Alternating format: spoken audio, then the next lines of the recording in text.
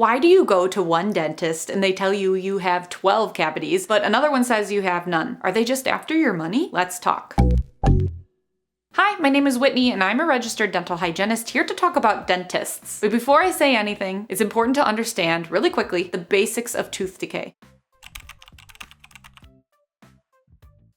Incipient decay is tooth decay that's still in the enamel, the outermost layer of the tooth, the area where cavities don't always need to be filled unless they get worse and reach the dentin, which is the next layer. Once a cavity is in this layer, you gotta do a filling. And if it grew bigger and bigger within this layer, that's when crowns and root canals come into play. It's crucial to understand this because not all cavities are created equal depending on where they are located within your tooth. So having said that, most dentists are not trying to screw you or scam you or anything like that. What's happening is a difference in philosophies. Some dentists are more conservative and prefer to watch the spot that is in your enamel, while others might be more liberal and want to intervene early before it reaches the dentin.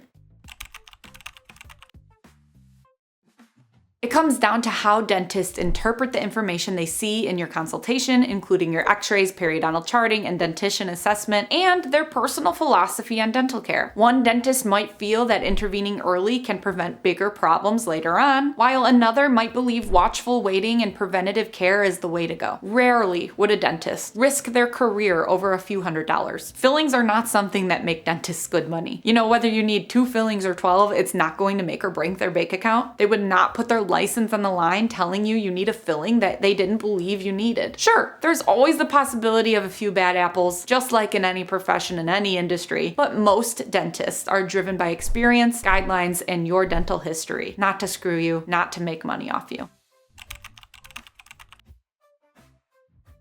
Another way they determine whether you need fillings or not is if you're cavity prone, your caries or cavity risk. Some dentists might want to fix small cavities right away to save you from needing bigger, more expensive treatments later, especially if historically you've needed lots of dental work done on your teeth in the past. They aren't taking your money by saying you need a bunch of small fillings. They are saving you from them getting bigger and bigger and growing into large issues where you'll need crowns, root canals, and maybe even extractions. Whereas if you're low risk, you don't get cavities often, they might wait to decide and monitor a suspicious spot that hasn't progressed past the enamel yet. Tooth decay is a complex, dynamic, multifactorial disease, meaning it has many contributing factors. Deciding whether you're cavity prone is not as simple as just how much sugar you eat or poor brushing habits. It involves the interaction of bacteria, saliva, yes, dietary habits as well, and even genetics, all working together over time to weaken and break down your tooth enamel. In either case, whether you're high risk or not, your dentist is ultimately using everything they've learned to try and save your teeth and your money in the long run. And both approaches, restoring decay when it's small or waiting until it grows a little to wait and see if it will grow, both approaches can be valid based on many different variables.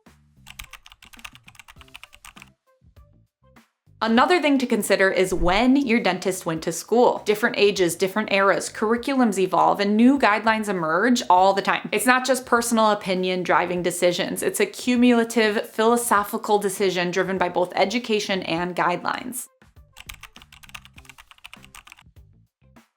If you're still concerned a dentist is telling you that you need something or don't need something that you thought you needed, if you're ever concerned or feeling wishy-washy about something, my best advice is to always ask to see your dental x-rays and ask them to show you and point out what they're talking about. What's their thought process behind what they are recommending for you? Your dentist should be able to explain exactly what they're seeing and why they're recommending a treatment or waiting to do a treatment. It's all about communication. This happens in the dental hygiene world as well. I'm a dental hygienist, so when we're recommending deep cleanings or SRPs, I always like to show my patients their x-rays and explain their periodontal charting, their surrounding tissues, the bone levels, so they can better understand why I'm recommending what I'm recommending. If you want to learn more about deep cleanings versus regular cleanings, I will link that video of mine in the description box below. But for the purpose of this video, let's talk more about conservative versus liberal approaches in dentistry. Remember, different philosophies are just that. Different, not wrong. I've worked with both conservative and liberal dentists, not at all related to politics, by the way. We're talking about the words themselves, conservative and liberal, and whether they want to do the minimal amount, conservative, or catch everything early, liberal. No matter which philosophy they tend to practice under, it will balance out over time in terms of cost and care. So that's nothing to worry about in dentistry. It all evens out over time. The key is finding a dentist whose philosophy aligns with yours. If you like their approach, stick with them. And if you're not sure how to find a dentist that you align with, I have a whole video on finding a good dental office, which I'll also link in the description box below.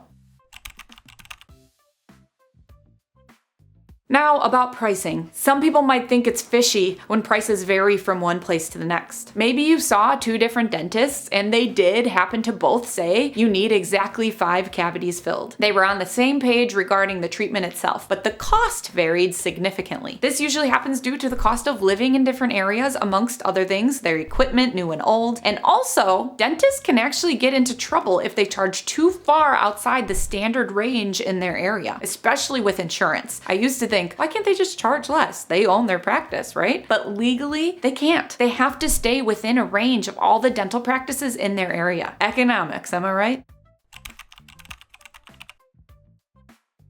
If you've ever been to any other healthcare professional like a cardiologist or an oncologist, you know second opinions are a thing. Different philosophies aren't just a dental issue. It's the same across healthcare and many industries. One, say an orthopedic surgeon might recommend surgery on your shoulder, whereas another might not and say you're fine with just doing physical therapy for a while. It's all about their experience and training. They are trying to best serve you with the background and philosophies that they have. And you get to choose which one aligns best with your goals and your personal interests. In dentistry, there isn't one philosophy that's better than the other. I can't speak on other healthcare industries, but in dentistry, if you're someone who does not have the opportunity to ever get a second opinion, please know that it will balance out over time in terms of cost and care, so don't worry about it too much.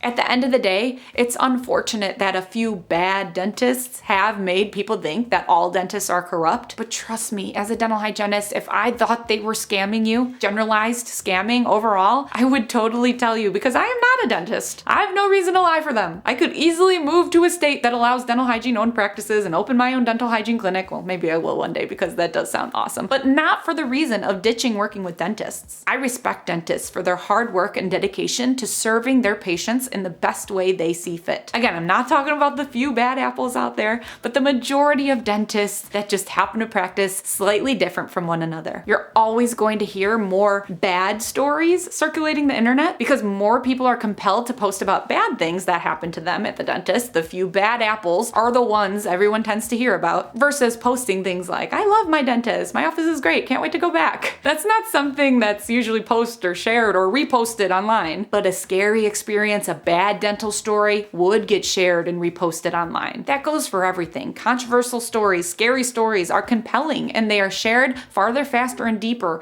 than happy stories. We know this about social media. Overall, most dentists are just following their philosophy and it's okay for different practices to vary slightly as long as they can explain their reasoning to you. Communication is key.